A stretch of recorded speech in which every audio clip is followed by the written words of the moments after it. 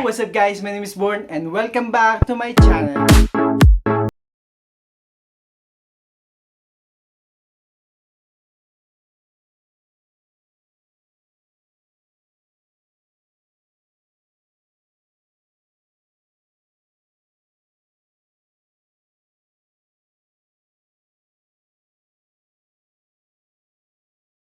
Today is magpaparenew tayo ng registration ng ating motor. So, bago tayo pumunta ng LTO, magpapaka wash muna tayo.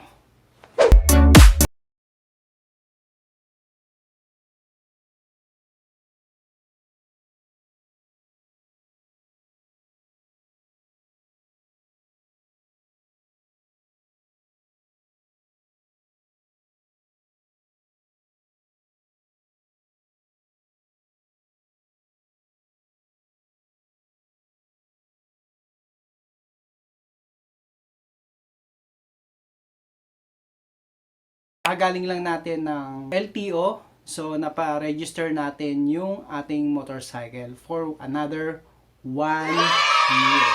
Yun, sa mga walang idea kung paano magpa-renew ng ating motorcycle, so please continue watching this video so that you know how to renew your motorcycle registration sa LTO. Una is, i-ready natin yung ating ORCR.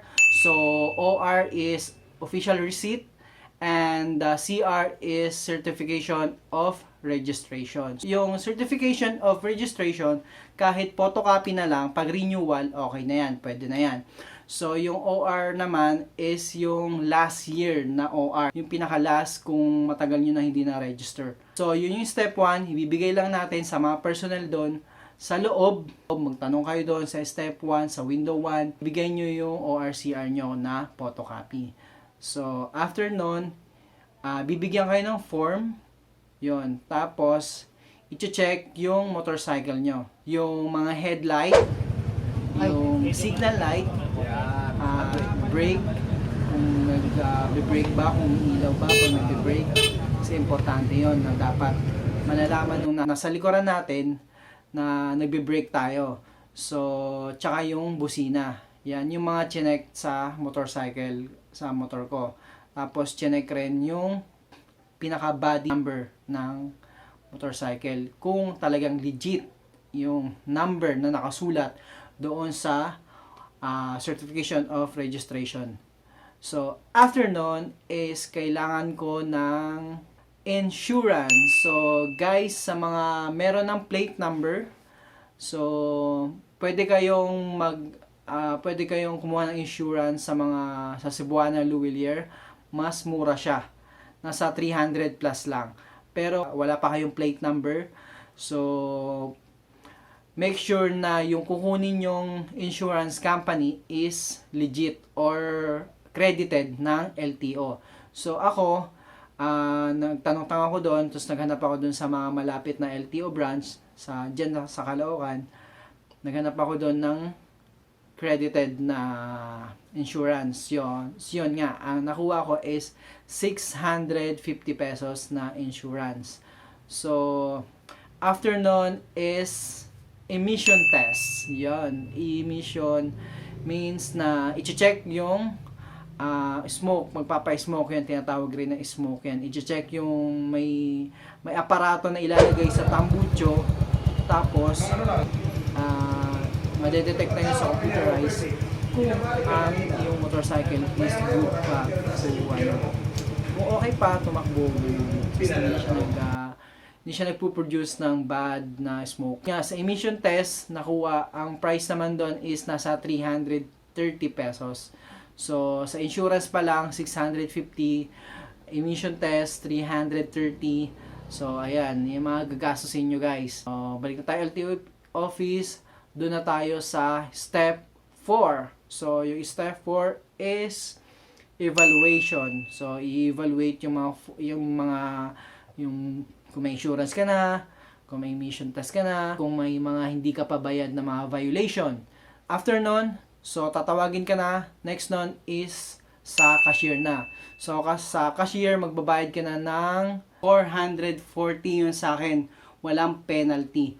So, yun yung pinaka-registration fee niya na renewal fee na. So, pag may penalty kayo, I think yung penalty naman per year ay nasa 60 pesos lang per year. Kasi last year pa, yung motor kasi na ginagamit ko ngayon is 2 years na siyang hindi na register.